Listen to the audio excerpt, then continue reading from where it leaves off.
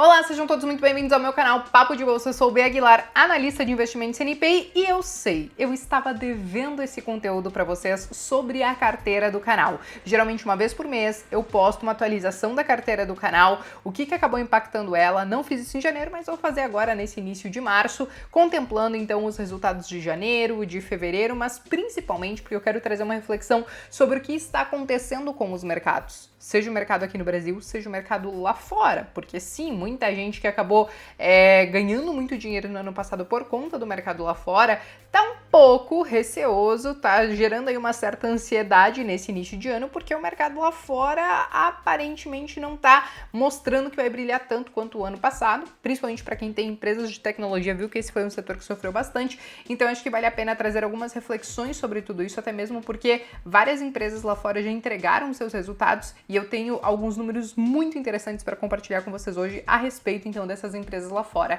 Mas antes da gente começar, é claro que eu já faço convite para você deixar o seu like, se inscrever aqui no canal e clicar no sininho, porque tem conteúdo novo toda semana. E me contem aqui embaixo nos comentários. É sempre importante que vocês façam essa interação, ajuda esse vídeo a chegar a mais pessoas, mas me contem aqui embaixo nos comentários se a carteira de vocês está positiva ou negativa esse ano.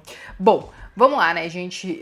Só então pra gente contextualizar, eu não vou explicar no detalhe o que é essa carteira do canal, porque a gente já tem uma playlist aqui e o primeiro episódio dessa playlist explica plenamente o porquê a gente está adotando essa estratégia, mas basicamente nós investimos em 3 ETFs de forma a simular uma carteira diversificada entre Bolsa Brasil, Bolsa Americana e renda fixa aqui no Brasil. Eu, na minha carteira pessoa física, não tenho, por exemplo, nenhum desses ETFs. Eu opto por investir diretamente lá fora, eu opto por investir diretamente em algumas ações aqui na Bolsa Brasileira. Própria questão de criptomoeda que nós ainda não temos nessa carteira, mas em uma oportunidade nós teremos, eu prefiro investir diretamente. Mas eu tô trazendo essa estratégia aqui, por quê? Porque basicamente Warren Buffett, ele repete com uma certa frequência que para a maioria dos investidores investir através de ETFs acaba trazendo um resultado muito melhor do que aquele investidor que fica tentando fazer o stock picking, porque a maioria acha que sabe, mas não sabe o que está fazendo. É claro que ele falou isso a respeito do mercado americano, que tem uma performance infinitamente melhor do que a nossa aqui no Brasil, do que a nossa Bolsa Brasileira, mas eu decidi testar então essa estratégia olhando para o nosso mercado aqui, tá? E aí, pensando nisso, então, eu já vou querer compartilhar a minha tela com vocês pra gente entender o que aconteceu com a carteira, e aí depois eu trago os principais pontos que eu acho que estão impactando a nossa carteira, a sua carteira, mas o mercado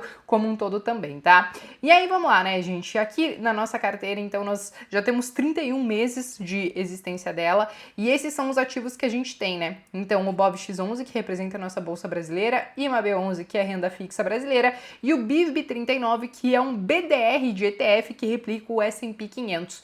Todos a gente tenta ter 33% aproximadamente da carteira para ser ali bem balanceadinha, mas é claro que conforme o mercado vai se mexendo, esses pesos podem fugir, como vocês estão vendo nessa linha aqui, tá? Agora vamos ver a questão de performance, como ela foi, né? Então, desde o início, ela teve uma rentabilidade de mais de 45%. E aí, considerando, né, desde o início que a gente tem essa carteira, isso dá uma rentabilidade média de 1,2% ao mês, o que eu não acho nada mal, considerando que é uma estratégia super simples, né, que a gente não precisa ficar fazendo o stock picking e tudo mais. Mas vamos dar uma olhadinha como é que a nossa carteira, ela foi, então, nesse início de ano, né?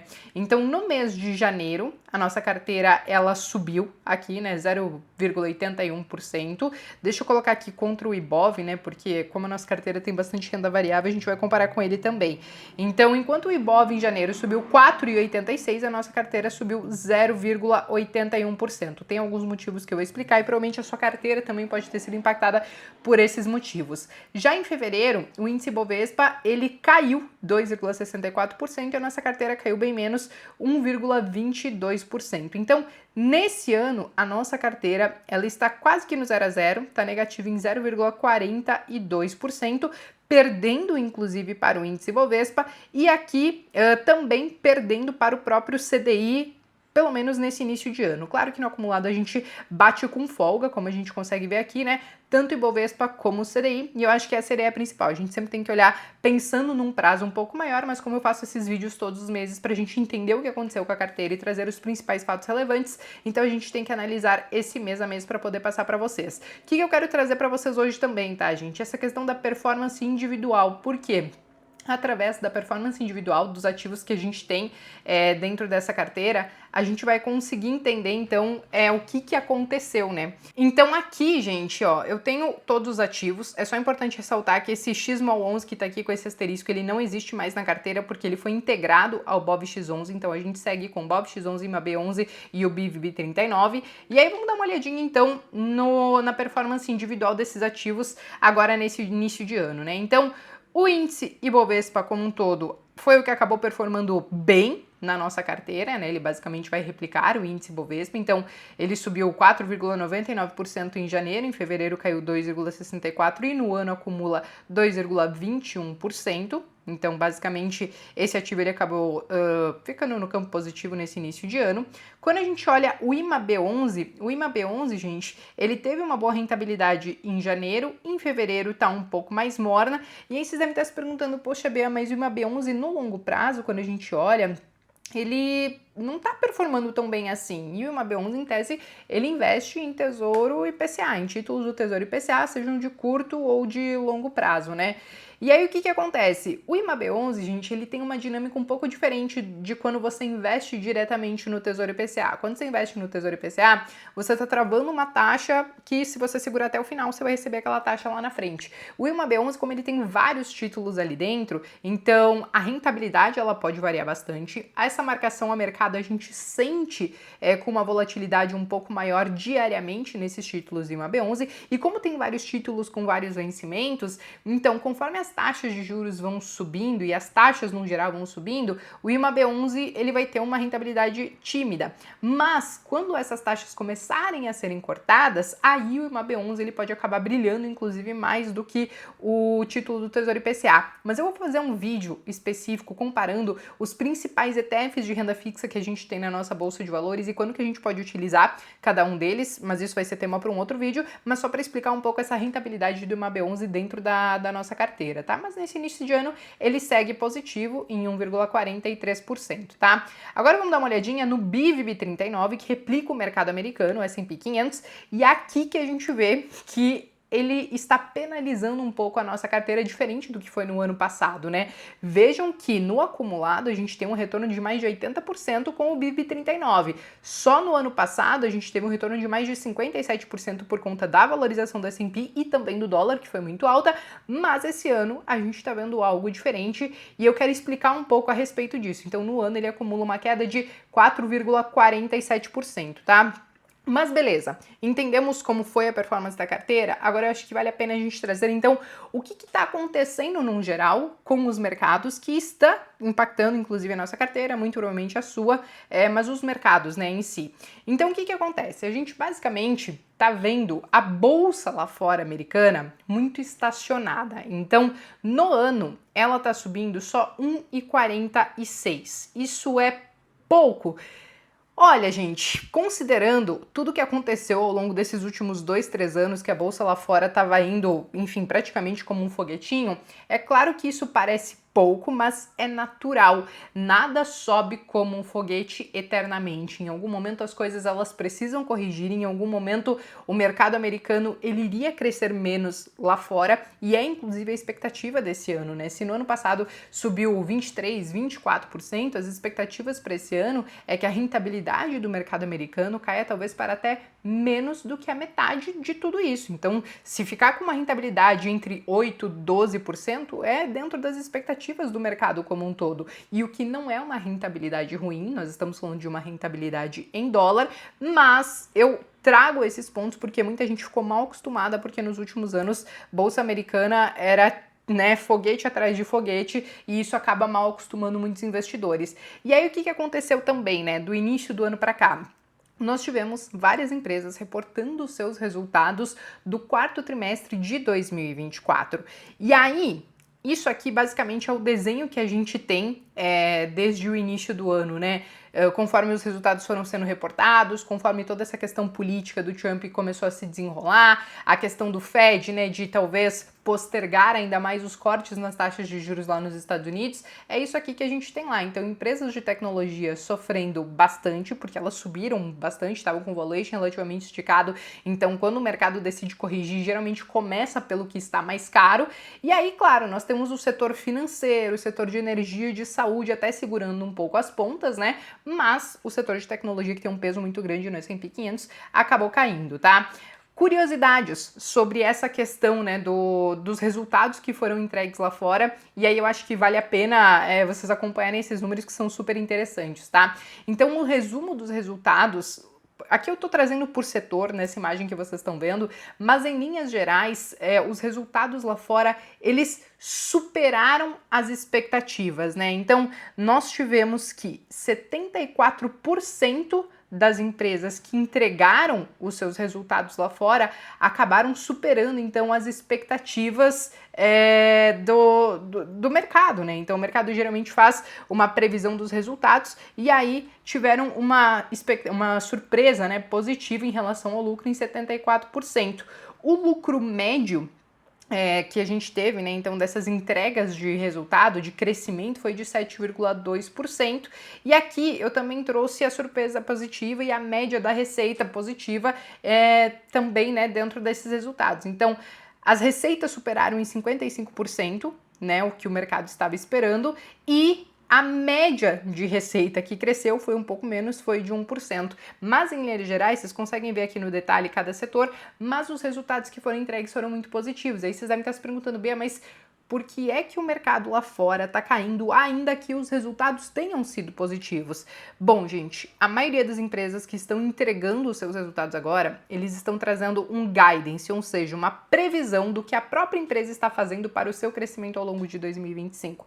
E muitas empresas, e aqui eu vou citar um exemplo como a Nvidia, trouxeram um guidance de um ano talvez um pouco mais morno. A Nvidia, por exemplo, teve um crescimento de 70 e poucos por cento agora nesse quarto trimestre de 2024, e ela tá falando que agora no próximo trimestre, nesse primeiro trimestre de 2025, ela deve crescer algo entre 60 e 65. É um crescimento ruim? Claro que não, mas mostra né, uma desaceleração nesse crescimento, e aí ela, que já era uma empresa com valuation super esticado, acaba sendo penalizada e, enfim, caiu inclusive nesse último mês bastante em alguns dias, né? Agora, o que era a estimativa, então, de crescimento e o que de fato foi realizado sobre o lucro por ação do S&P 500, tá? E aqui o lucro por ação é quando a gente pega o lucro que foi reportado daquela empresa e divide pelo número de ações que a gente tem no mercado.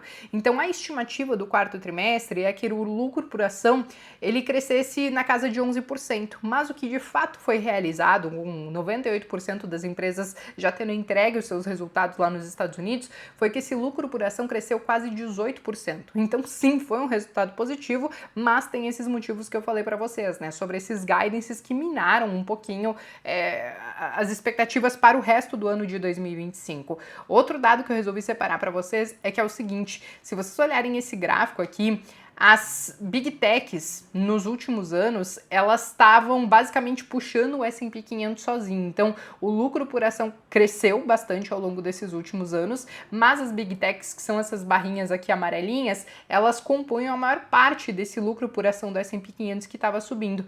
Agora, no quarto trimestre de 2024, essa lógica se inverteu. As Big Techs corresponderam por apenas 7 pontos percentuais desse crescimento, né, do lucro por ação, enquanto o restante, as outras 492 empresas do S&P 500, né, com exceção então das Magnificent Seven, que eu falo para vocês que são as 7 grandes de tecnologia por lá, então as outras empresas corresponderam por mais de 10, quase 11% desse crescimento desse lucro por ação. E isso mostra pra gente o quê? Mostra que de fato o que está acontecendo lá nos Estados Unidos é aquele movimento de rotation, ou seja, os investidores estão saindo de valuations muito caros e olhando para outros setores que não acompanharam, como energia, como o setor de indústria, como o setor de saúde, setor financeiro.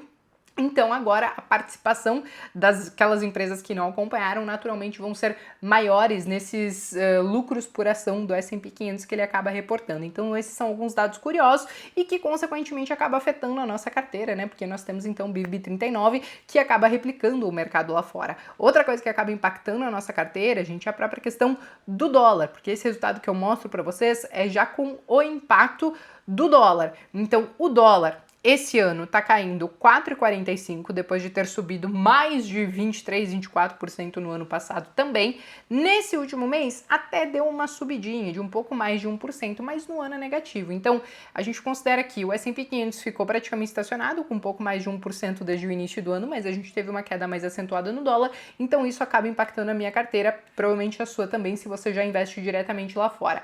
Mas beleza, gente, saindo dessa parte do S&P 500, vamos falar dos outros ativos de forma rápida, né? Então o IMAB11, como eu expliquei para vocês, ele não tá com uma grande rentabilidade nesse momento. Em fevereiro, por exemplo, ficou muito próximo do 0 a 0, subiu só 0,05%, mas muito porque a gente ainda está com expectativas de aumento nas taxas de juros aqui no Brasil. Então, enquanto isso estiver acontecendo, o IMAB, ele de fato não vai brilhar tanto. Quando a gente entrar num ciclo de corte de taxas de juros, aí sim a gente vai ver uma rentabilidade maior nesse título.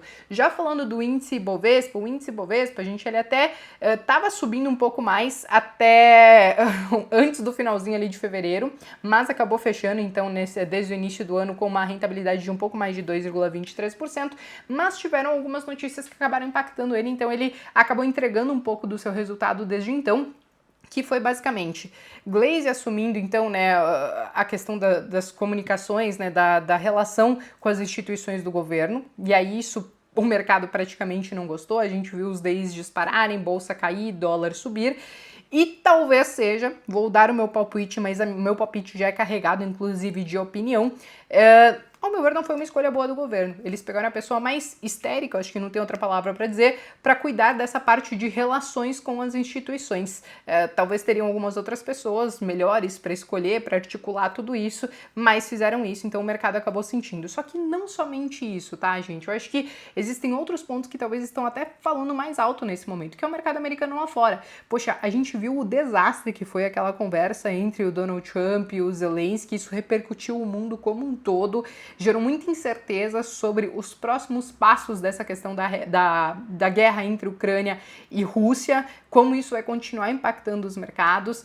Tem a própria questão das taxas de juros que acabam preocupando, porque até o final do ano passado muita gente dizia que a gente ia ter 3, 4 cortes, né, na taxa de juros dos Estados Unidos, mas agora o Fed já sinalizou que talvez, se acontecer, vai acontecer um, mas talvez não aconteça nenhum até o final do ano, então isso acaba pressionando os ativos de risco, o mercado acaba colocando parte dos seus recursos nos títulos do Tesouro Americano que continuam com taxas de juros altos e deixam a renda variável um pouco de lado. Então tudo isso acaba impactando não somente lá, como os mercados aqui, então isso acabou impactando também o nosso próprio índice Bovespa. Eu vou me comprometer com vocês em fazer talvez um vídeo um pouco mais detalhado sobre como atuar nesse momento, onde talvez o mercado americano está repleto de incertezas, muita gente está achando que está caro. Eu me comprometo a fazer isso e também vou fazer aquele dos ETFs, né, comparando os ETFs de renda fixa, mas por hora esse vídeo de hoje era para trazer um overview do que está acontecendo no mercado e como tudo isso impactou a nossa carteira. Eu espero que eu tenha conseguido entregar algumas informações valiosas para vocês. Se vocês gostaram, não esqueçam de deixar o like, não esqueçam de se inscrever, compartilhar com quem possa interessar. Eu me despeço por aqui, mas vejo vocês então no próximo vídeo.